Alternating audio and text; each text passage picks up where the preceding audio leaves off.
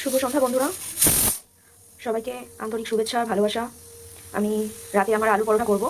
আজকে ডিনারে আলু পরোটা হবে, তো এটা একটু শিখে গেছি কী কী মিশিয়েছি আমি মুখেই বলে দিই। আমি আটা নিয়েছি, সাধারণত আলু পরোটা ময়দাতে হয়, তো আমি ময়দাটা একটু অ্যাভয়েড করে চলার চেষ্টা করি। তো আজওয়াইন দিয়েছি, আজওয়াইন আটার সাথে আর সামান্য পরিমাণ নুন দিয়ে এই আটাটা জাস্ট মাখছি। এরপরে যে প্রসেসটা রয়েছে, আলু সেদ্ধ প্রেশারে হচ্ছে, তোমরা জাস্ট সিটির আওয়াজ শুনতে পাচ্ছ। যখন বাকি প্রসেসটা করবো তোমাদের তখন দেখাবো। আমার তো ভীষণ পছন্দ শীতকাল আসলে এই আলু পরোটা, মূলো পরোটা, পালং শাক দিয়ে, মেথি শাক দিয়ে নানান ধরনের ভালো লাগে। আর আমিও খেয়ে থাকি, আমি সবাইকে আমার বর আর মেয়ে ওরা তো এইসবই খেতে ভালোবাসেন। চলো তাহলে পরে আসছি। সেকেন্ড প্রসেস, তখন আটাতে কি আলু পরোটাতে কি দিয়েছি সেটা দেখালাম। এবার আলু মাখাতে আলু সেদ্ধ করেছি, এর মধ্যে ধনেপাতা, পেঁয়াজ, কাঁচা লঙ্কা রয়েছে। আর ধনেপাতা পেঁয়াজটা তোমরা এটা অপশনাল, তোমরা কাঁচাও দিতে পারো কুচিয়ে।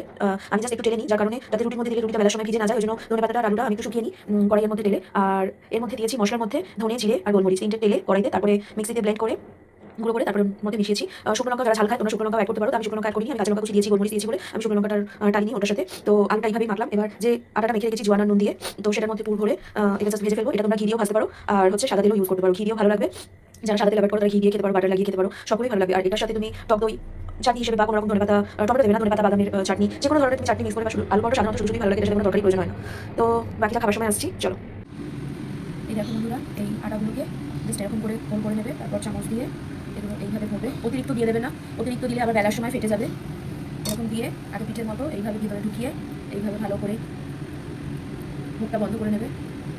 তারপরে এরকম করে ঘুরিয়ে নিয়ে জাস্ট এইভাবে রাউন্ড করে নেবে। এইভাবে লেচিটা করা হলো, এবার জাস্ট গরম গরম তেলে ভাজা হবে। এটা সকালের একটু ঘুগনি ছিল, তো এটার সাথে খাবার জন্য করিনি, এটা শুধুই খাওয়া যায় আলু পরোটা। তো এই দেখো জাস্ট আমরা খাবো, সময় কে বলো কেমন হয়েছে, কেমন ভালো টেস্টি। তো চলো, গুড নাইট সবাইকে, শুভরাত্রি। আর আমার অবিরাম ভালোবাসা, সবাইকে ভালো থেকো, সুস্থ থেকো। আমার ভিডিওটা ভালো লাগলে লাইক, শেয়ার, কমেন্ট, সাবস্ক্রাইব করে দিও, আর আমাকে ফলো করো। টাটা সবাইকে।